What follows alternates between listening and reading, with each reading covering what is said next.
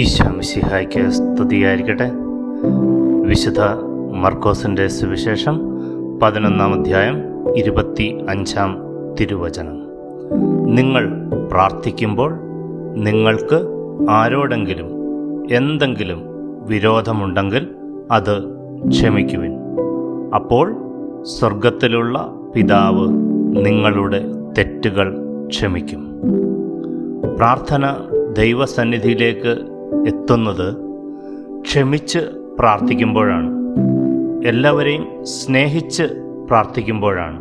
പ്രത്യേകിച്ച് ഈ നോമ്പുകാലത്ത് ആരോടെങ്കിലുമൊക്കെ ഏതെങ്കിലും തരത്തിലുള്ള വിരോധമോ നീരസമോ സ്നേഹക്കുറവോ ഒക്കെ ഉണ്ടെങ്കിൽ നമുക്ക് ക്ഷമിക്കാം. അപ്പോൾ സ്വർഗീയ പിതാവ് നമ്മുടെയും തെറ്റുകൾ ക്ഷമിക്കും.